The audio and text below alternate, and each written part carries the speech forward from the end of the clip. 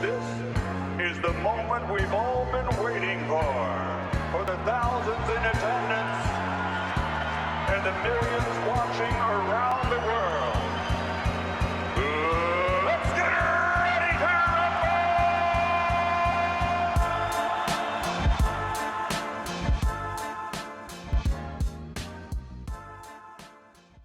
Welcome to the Junkyard Pod. I'm Tony Pesta, joined by Jackson Flickinger. And Jackson, I don't know how much we can even talk about today because the Cleveland Cavaliers just put up a absolutely ruthless 144 points over decimated, morally defeated Dallas Mavericks. They showed no mercy. It was truly one of the most cold-blooded blowouts I can recall.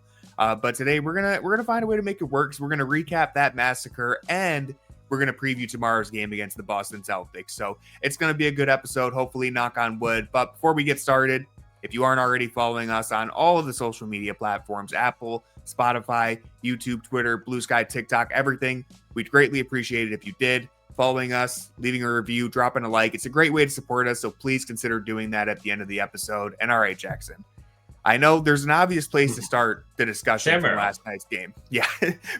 Before we go full Sam Merrill, though, before we go full Merrill mania, Can you talk about the vibes entering this game and what we saw from Dallas coming out of what I'm sure everyone has heard by now? They traded a certain special someone. I can't imagine the vibes were good. And on the court, the vibes looked pretty bad. This was the first Cavs home game that I wasn't actually at. It was my wife's birthday. But looking at the press conference, thank you. Well, it's not my birthday, it's hers.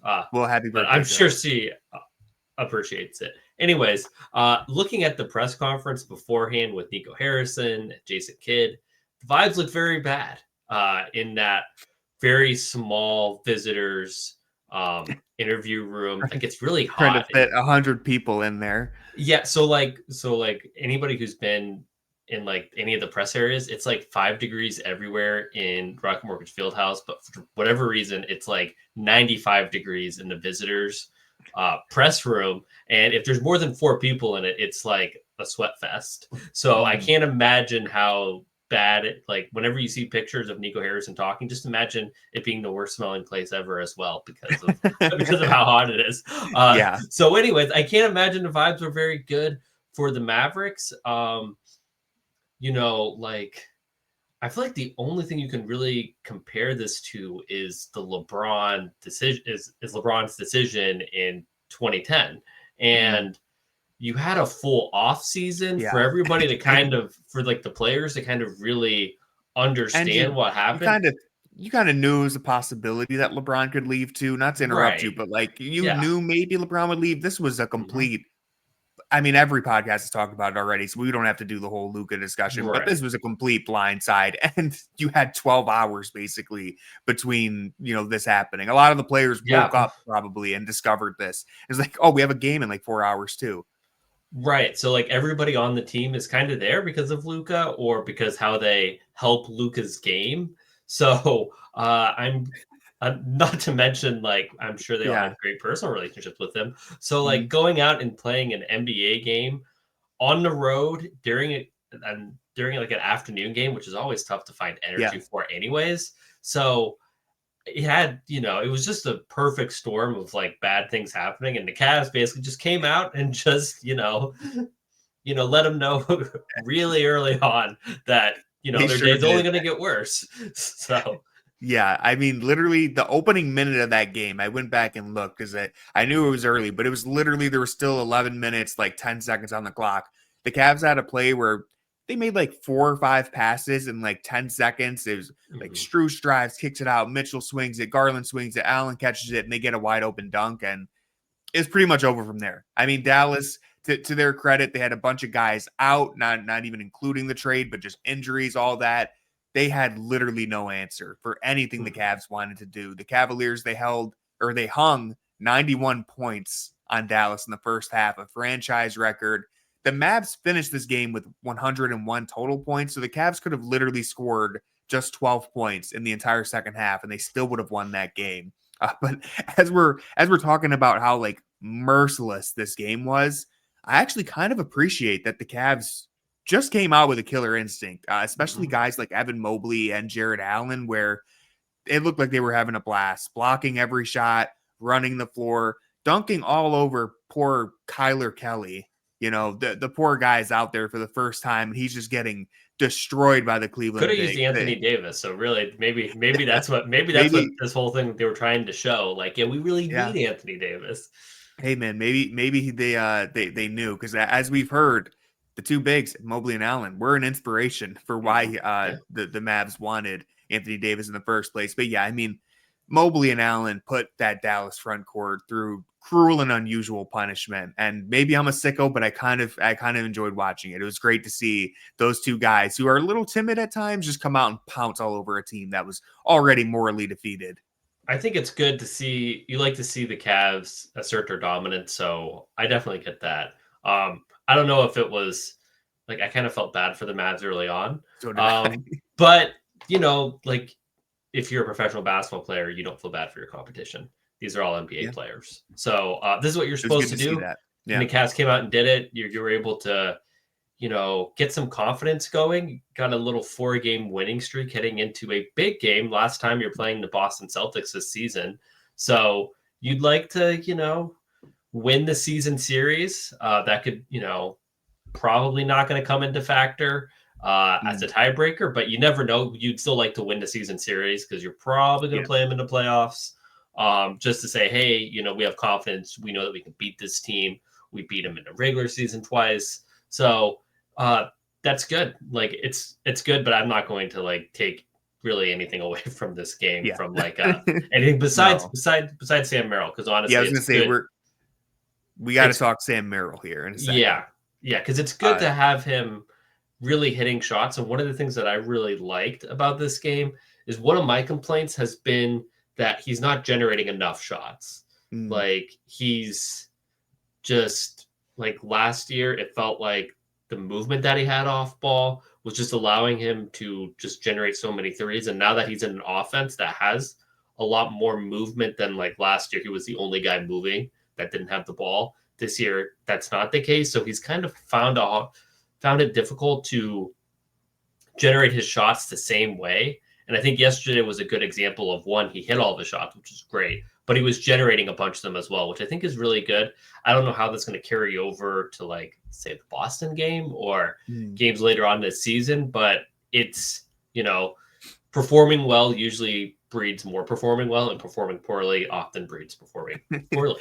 So, you like to see him end the cycle of kind of having rough performances. So hopefully he gets back on track, because if he doesn't, he's probably on the outside of the rotation with LeVert coming back and them looking a little more healthy, at least, until Okoro comes back.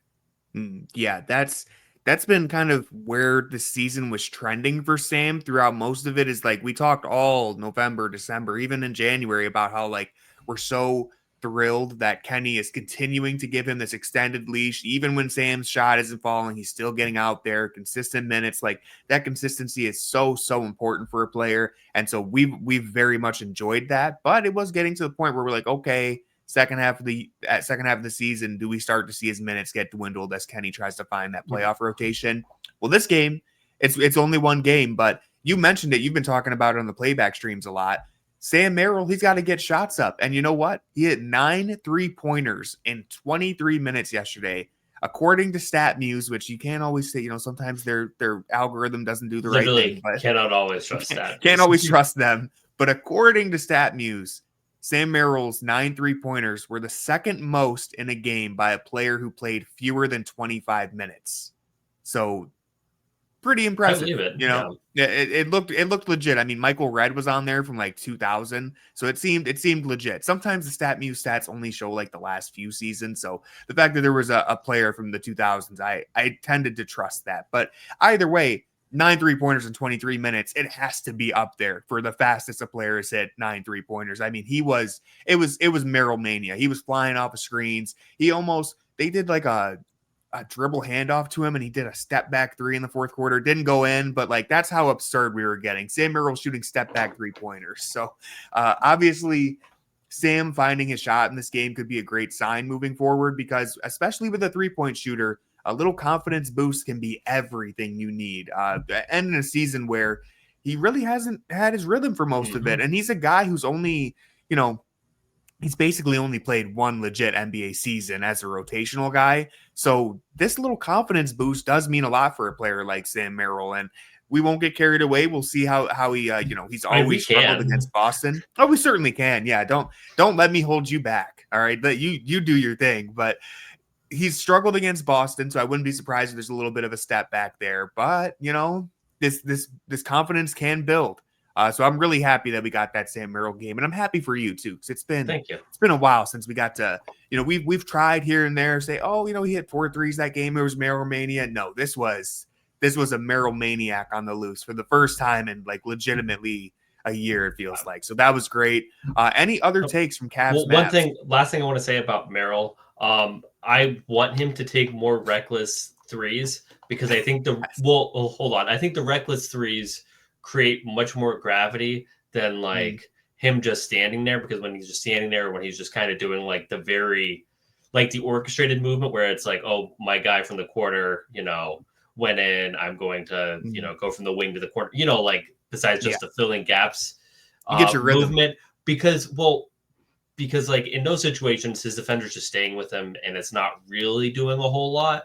But if he's coming around screens and like recklessly taking those shots, then his defender has to like recklessly cover, there's a miscommunication. 2 guys go to Merrill, someone's wide open on the backside. So like, he's one of those players that like, I feel like he actually benefits the offense when he's taking a couple stupid shots. Obviously you don't want him like taking like, just an endless string of stupid shots, but like, and then if he makes one, then the defense just has to react even more. So that's why I kind of like that game, because I felt like you saw the return of like, oh, that's a dumb shot for anybody not named Sam Merrill. So more of that, please, and less of just kind of like, I'm going to dribble in the paint, because that's you got to let Sam run free. I mean, seriously, not even a meme. He's legitimately one of the best 3-point shooters alive right now. The Cavs kind of just discovered him. And so, Jackson discovered him, but then the Cavs eventually figured it out too. And if he's able to, like, listen, I'm not expecting him to hit 9 3-pointers a game, but if he's playing like he was during his peak last year in this offense, with how much Evan Mobley's grown, the spacing you provide there, just the bench being so reliable, like it unlocks a whole new layer. But one thing, another one more thing. We've talked about it a couple of times, or at least the Merrill segment. At least I've talked about it somewhere, it may have been grades or whatever, but like before it was like you needed a Max Strus game, you needed a Sam Merrill game or something like that for the offense to really feel functional. Now it's like we saw it at the end, at like the beginning of the second half of what game was it recently? Like the previous home game before the Mavs, before this last, or Miami.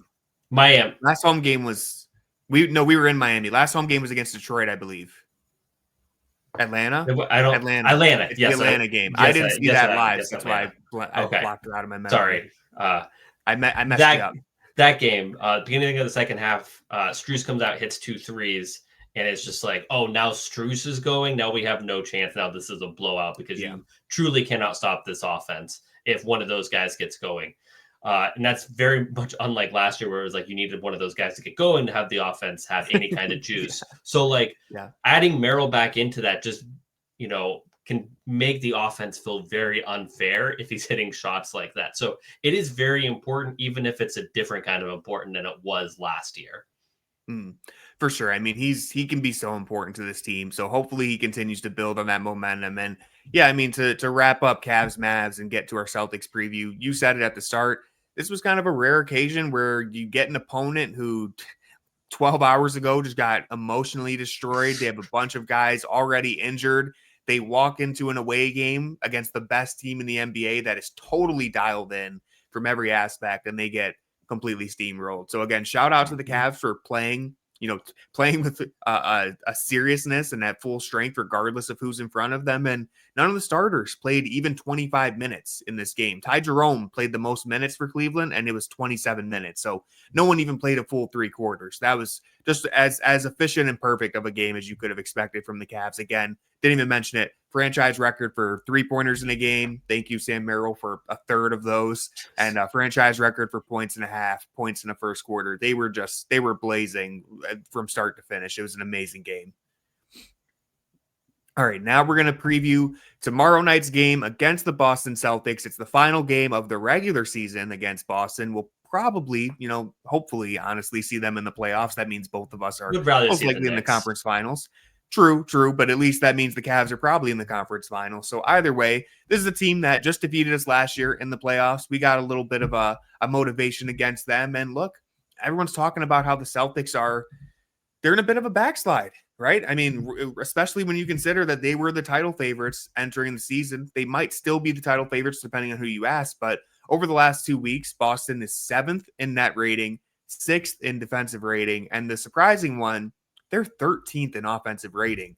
And this is a team that takes pride in winning the math game. And right now, you look at it this season, the math game hasn't really been in their favor. I was pulling up some of these stats. So this isn't, an easy one. Last year, they lost 18 games all season.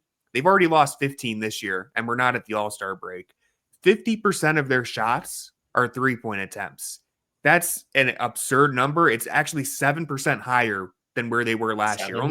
Only 43% of their shots were 3-point attempts last year. They're at 50%. Half of their shot diet are 3-pointers. So they've pushed the math game to the brink, and it's not paying off for them because last year they shot the second best 3-point percentage in the NBA.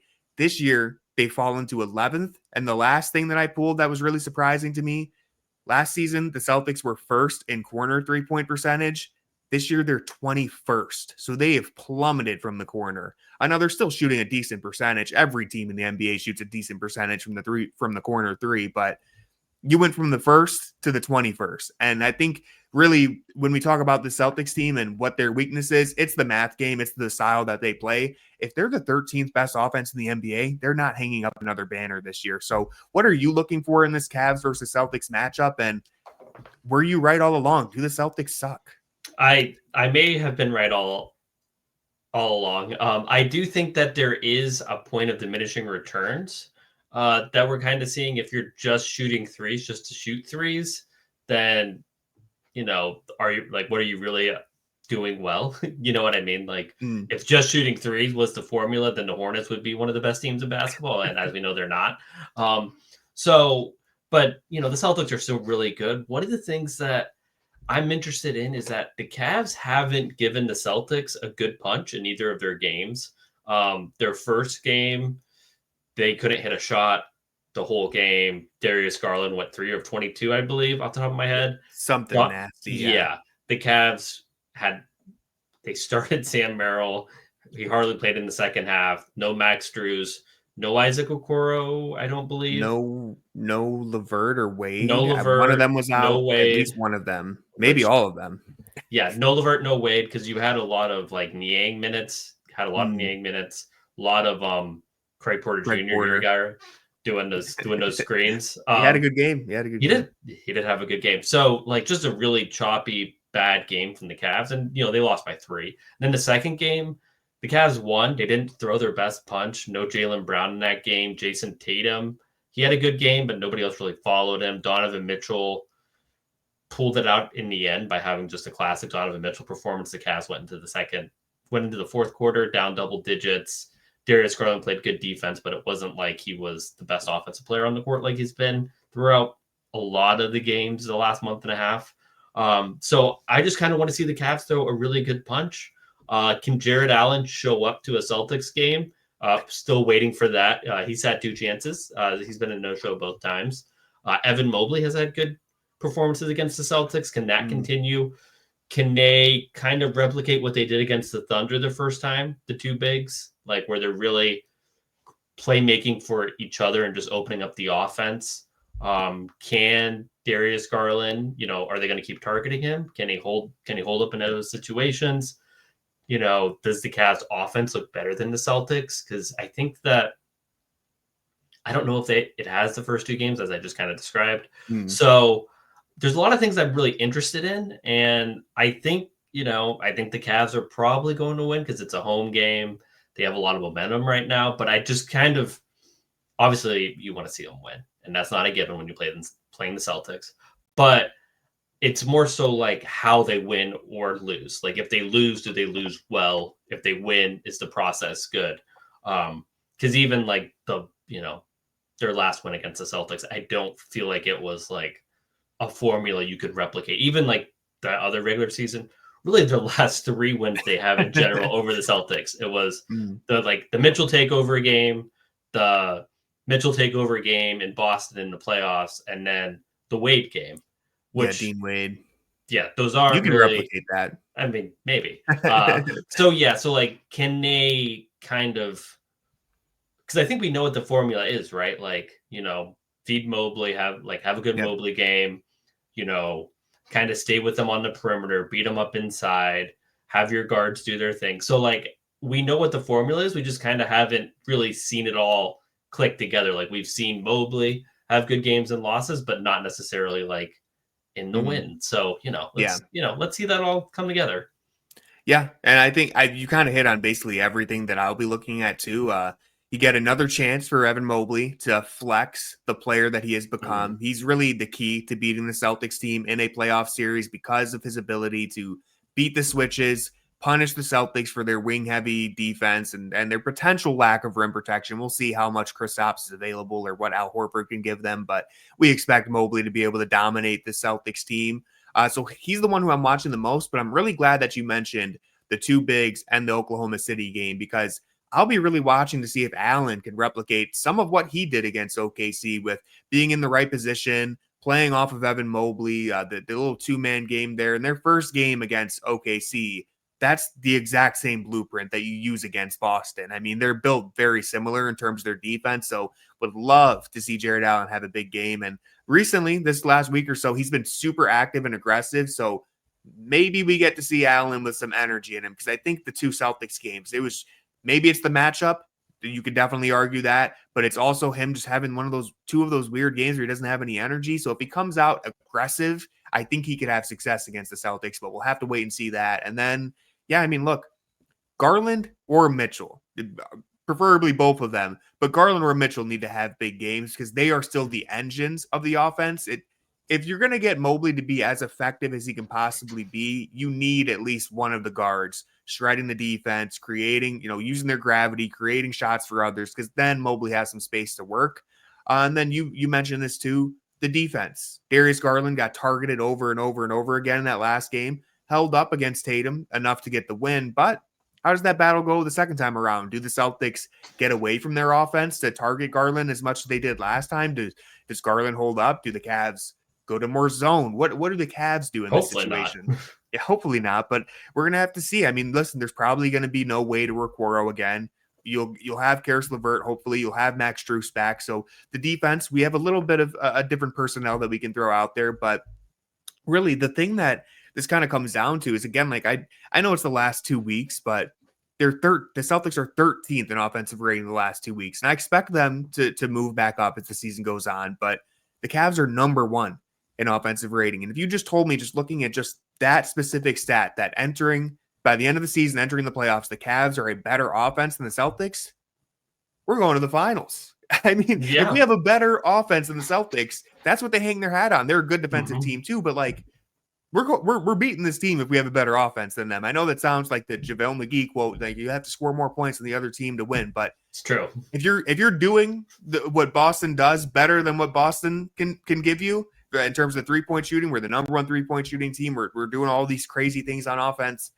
I mean, I feel really good about it. So we'll see what they look like tomorrow. Obviously, it's a regular season game. There's so much variance on any given night. Maybe Boston hits 25 threes and we get crushed. I mean, anything can happen when you're playing the math game to that degree. But the final thing that I want to mention, I already kind of touched on it. Max Strus, he's going to be back. So he's kind of my X factor here. I want to see what he looks like because recently the defense, the 3-point shooting, it's all looked much better. The connective playmaking, I'd really like to see him have a big game, or Caris LeVert. I want one of those guys to give us a big game because then you just feel a lot better with the way that these teams stack up. With no Wade or Okoro, you kind of need Max Strus or Caris LeVert to fill in those gaps. Yeah, I mean, do the Cavs have better depth than the Celtics? I think that at this point in the season, I'm kind of willing to say that they do. which they go deeper. right, I guess yeah. is the top end of their rotation more talented, maybe, but the Cavs go deeper. Like the Cavs can go 10 or 11 deep. I think the Celtics only go 7, 8 deep. I'd have to look at the rotations because I could be Right. missing someone. But like, yeah, I mean, it's like any night you could have a Ty Jerome night. Wait, obviously we're injured right now, but Wade, Okoro, even Niang can have a big game. Like the Celtics I mean, top I don't know. 6, What 7 does are an probably Isaac better, Okoro but big game look like, Tony? 3 threes, some good defense. You know, he's had him before. But we haven't seen it in about 2 months or so. He's gonna come back stronger than ever. All right, don't jump off a Okoro Island just yet. Who knows? Maybe he'll be traded and we'll never see him in Cleveland again. But How are the he can tariffs still have a big game. affecting Okoro Island? Is that having a big effect on the local economy and stuff? You know, we're not ready to talk about that yet. Okay, that's fine. We're still finding a way to revamp Okoro Island and come back better than ever for the playoffs, because really the guy hasn't had a good playoffs in his career yet. He was pretty helpful against Orlando for his defense, but the guy just hasn't been able to shoot the 3 ball yet. So yeah, we're gonna have a whole Okoro discussion once he comes back. I'm sure it's been an up and down season for him, really more than ever, because he was pretty decent. He was shooting the ball really well before that shoulder injury, and it's been really bad ever since. I mean, he went like a full month without hitting a 3.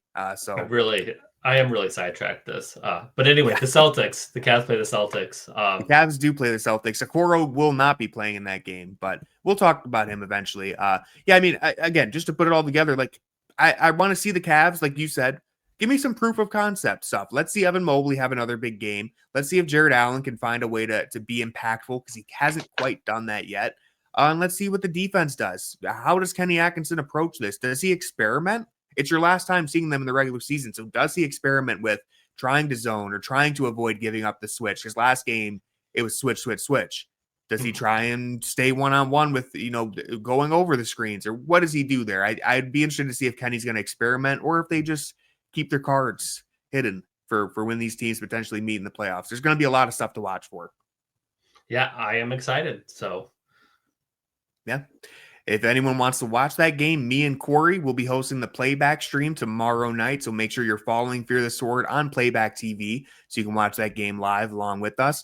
And I think that's going to do it for this episode of the Junkyard Pod. I want to thank everyone who tuned in. If you enjoy the show, you know what to do.